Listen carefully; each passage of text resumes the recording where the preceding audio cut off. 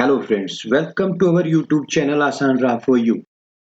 ओम नमो भगवते वासुदेवाय नमः। दोस्तों आज हम बात करेंगे 2023 में पापाकुंसा एकादशी कब है, पूजा के शुभ और अशुभ मुहूर्त, पारण का समय, विधि, मंत्र, व्रत कथा और साथ ही जानेंगे सफेद चंदन से किए जाने वाले एक इच्छा पूर्ति महा उपाय के बारे में, इसलिए वीडियो के साथ अंत तक बने रहें। दोस्तों आश्विन मास के शुक्ल पक्ष की एकादशी को पापाकुंसा एकादशी व्रत रखा जाता है। मान्यता है कि जो भी मनुष्य इस दिन एकादशी का व्रत करता है तो उसे मोक्ष की प्राप्ति होती है। दोस्तों पापाकुंसा एकादशी पर भगवान पद्मनाभ की विधिवत पूजा अर्चना और मौन रहकर भगवत स्मरण करने की परंपरा है। अगर इस दिन पर आप भगवान पद्मनाभ की सच्चे मन से पूजा अर्चना करते हैं तो आपका मन शुद्ध होता है और सुख समृद्धि की प्राप्ति होती है। आइए जान लेते हैं इस दिन के शुभ मुहूर्त क्या रहेंगे। दोस्तों पापाकुंसा एकादशी व्रत तिथि होगी 25 अक्टूबर बुधवार को। एकादशी तिथि प्रारंभ होगी 24 अक्टूबर को शाम 3:14 पर। एकादशी तिथि समाप्त होगी 25 अक्टूबर को दोपहर 12:32 पर। एकादशी के पारण का समय होगा 26 अक्टूबर प्रातःकाल 6:28 से लेकर प्रातःकाल 8:43 तक। पूजा का मुहूर्त होगा सुबह 6:53 से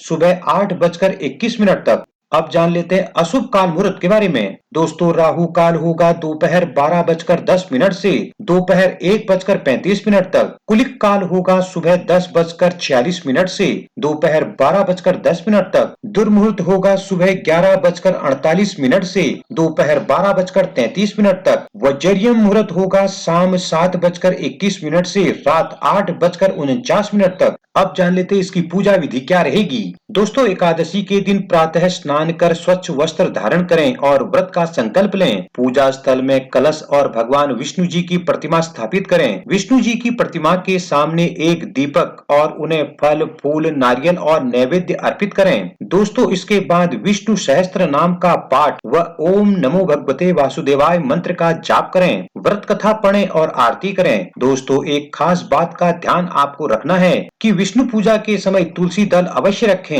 हो सके तो रात में जागरण कर भगवान का भजन कीर्तन करें और अगले दिन द्वादशी तिथि को ब्राह्मणों को भोजन कराकर उन्हें दान दक्षिणा देकर विदा करें। अब जान लेते हैं इस दिन कौन से उपाय करने चाहिए। दोस्तों धार्मिक मान्यता अनुसार इस एकादशी व्रत के प्रभाव से मन शुद्ध होता है। इस दिन भगवान पद्मनाभ की पूजा करें। पापाकुंसा एकादशी के दिन अगर आप प्रातःकाल और सायंकाल में श्री हरि के पद्मनाभ स्वरूप का पूजन करते हैं और उनके मस्तक पर सफेद चंदन लगाकर उनके सामने शुद्ध घी का एक दीपक जलाते हैं और एक दीपक तुलसी के पौधे के समीप जलाकर रख देते हैं तो इस उपाय के द्वारा आपको सभी प्रकार की सुख समृद्धि सफलता प्राप्त होकर मोक्ष की प्राप्ति होती है और आपके सभी पाप नष्ट हो जाते हैं। आइए जान लेते हैं इस दिन कौन से नियम करने चाहिए। दोस्तों एकादशी व्रत में द्वादशी की सुबह एकादशी पारण के बाद ही अन्न ग्रहण करना चाहिए। एकादशी के दिन व्रत रखने वाले व्यक्ति को क्रोध और पाप कर्म नहीं करना चाहिए। एकादशी व्रत वाले दिन अधिक से अधिक मौन रहते हुए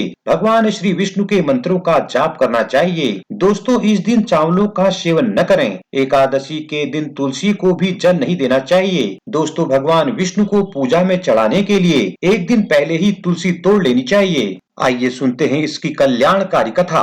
दोस्तों पौराणिक कथा के अनुसार विंध्याचल नामक पर्वत पर क्रोधना नाम का व्यक्ति रहता था। उसने अपने पूरे जीवन में बुरे कर्म ही किए। जब उसका अंतिम समय निकट आया तो यमराज ने अपने एक दूत को उसे लेने के लिए भेजा। वह अपने इसी भय के कारण अंगिरा नाम के ऋषि के पास सहायता हेतु याचना करने लगा। दोस्तों उसके आग्रह से ऋषि अंगिरा ने उसे पापाकुंसा एकादशी के विषय में बताते हुए कहा कि यदि तुम आश्विन मास के शुक्ल पक्ष की एकादशी का व्रत करो तो तुम्हें मोक्ष की प्राप्ति होगी और कोई भय नहीं रहेगा। दोस्तों क्रोधना ने सच्ची निष्ठा लगन और भक्ति भाव से पापाकुंसा एकादशी का व्रत रखा और श्री हरि विष्णु की आराधना की। इस व्रत के प्रभाव से उसके सभी संचित पाप नष्ट हो गए तथा उसे मोक्ष की प्राप्ति हुई। जय श्री हरि। दोस्तों आपको ये वीडियो और जानकारी कैसी लगी हमें कमेंट करके जरूर बताएं। वीडियो को ज्यादा से ज्यादा लाइक शेयर करें और इसी तरह की वीडियो के लिए हमारे चैनल को अभी सब्सक्राइब कर बेल आइकन को भी प्रेस करें ताकि आगे आने वाली वीडियोज की नोटिफिकेशन आपको सबसे पहले मिल सके।